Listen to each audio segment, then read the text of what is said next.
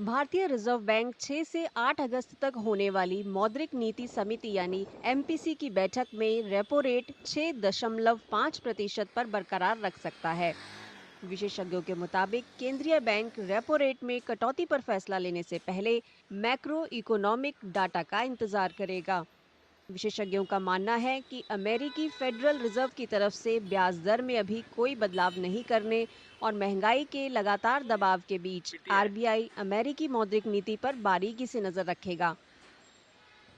The data coming out of the U.S. Economy is also being soft, and there are enhanced expectations of rate cuts in the U.S. Going towards the end of the year. So markets are expecting the U.S. Fed to cut rates up to 100 basis points by the end of this calendar year. So given this backdrop of global monetary easing, fiscal deficit in India coming down, and the monsoons progressing well, we expect RBI to strike a dovish tone in the upcoming policy, though they will maintain the status quo on the policy rates.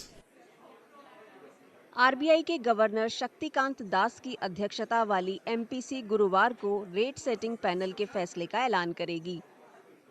Reserve bank ने पिछली बार फरवरी 2023 में repo rate को बढ़ाकर 6.5% कर दिया था। तब से आरबीआई ने अपनी पिछली 7 मॉनेटरी पॉलिसी में कोई बदलाव नहीं किया है। विशेषज्ञों के मुताबिक विकास को ध्यान में रखते हुए एमपीसी को महंगाई दर 4% तक लाने के लिए रेपो रेट तय करने की जिम्मेदारी सौंपी गई है। Keeping in view, firstly, the wait for American policy action. Secondly, inflation being possibly high in the month of July in India because of waterlogging, landslide, floods. Thirdly, the possibility of an escalation of tension in Iran-Israel. I think the Monetary Policy Committee, RBI Monetary Policy Committee, may perhaps keep the rate of interest as it is. MPC में RBI के 3 अधिकारी और 3 सदस्य बाहर के हैं।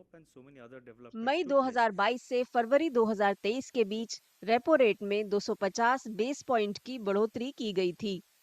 इसके बाद में इसमें कोई बदलाव नहीं किया गया है।